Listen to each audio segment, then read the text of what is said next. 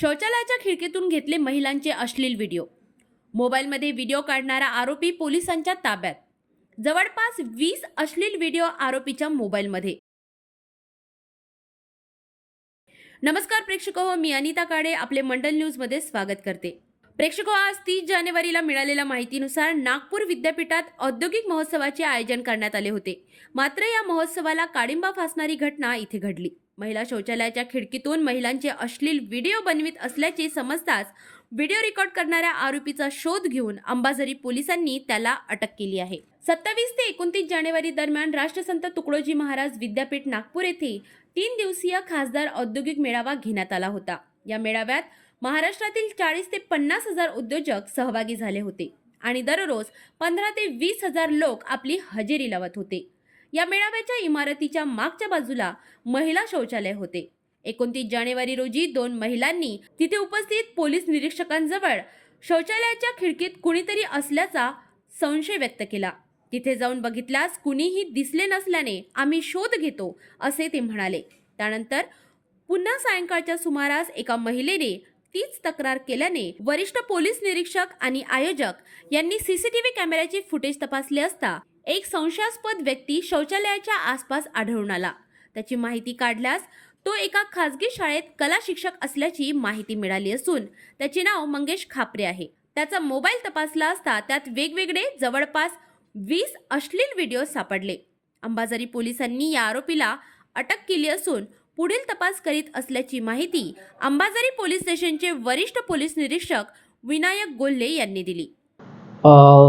नागपूर विद्यापीठ राष्ट्रसंत तुकडोजी महाराज विद्यापीठ या ठिकाणी खासदार औद्योगिक महोत्सव दिनांक 27 जानेवारी ते 29 जानेवारी 3 दिवसाचा औद्योगिक महोत्सव राबवण्यात आला होता. त्यामध्ये महाराष्ट्रामधून आणि विदर्भामधून साधारण 40 ते 50 हजार इंडस्ट्रियलिस्ट त्यामध्ये सहभागी झाले होते आणि दररोज 15 ते 20 हजार लोक येत होते. यामध्ये आमचा पोलीस बंदोबस्त आम्ही व्यवस्थित लावण्यात आला होता. दिनांक 29 तारीख म्हणजे कालच्या दिवशी सायंकाळी एक महिला 2 महिला त्या ठिकाणी आम्हाला भेटल्या आणि त्यांनी सांगितलं की जो बिल्डिंग आहे त्या ठिकाणी त्या बिल्डिंगच्या मागच्या बाजूला लेडीज वॉशरूम आहे. त्या वॉशरूमच्या मागच्या बाजूला खिडकीमध्ये कोणीतरी अज्ञात इसम त्यांचा व्हिडिओ काढतोय असं त्यांना संशय वाटत होता.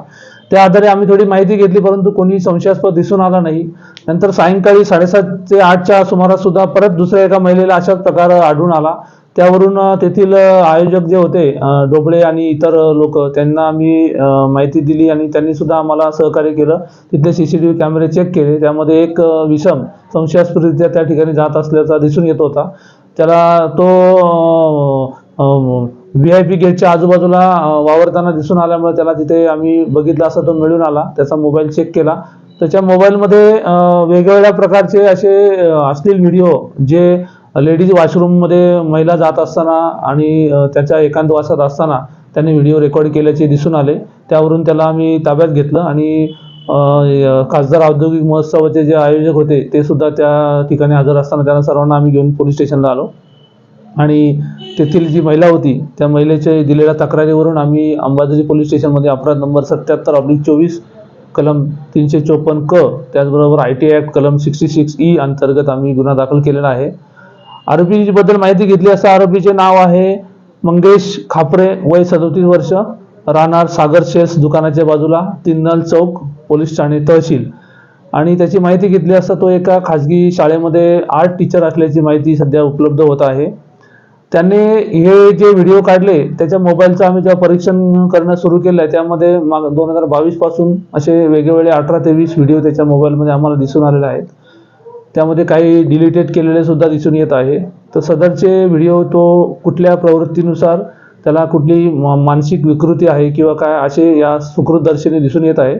तरी पण असे व्हिडिओ काढून त्याचा वापर तो महिलांचा सेक्सॉर्शन रॅकेट संदर्भात चालवण्यासंदर्भात करत होता किंवा कसे किंवा त्याचा त्यांनी इतर कुठे सदरचे व्हिडिओ व्हायरल केलेत काय, त्याचा महिलांना ब्लॅकमेलिंग करून अजून कुठला गुन्हा करण्याचा त्याचा प्रवृत्ती आहे किंवा काय, याबद्दल आम्ही आज त्याला माननीय न्यायालयासमक्ष हजर करून त्याचं पोलीस रिमांड मागत आहोत.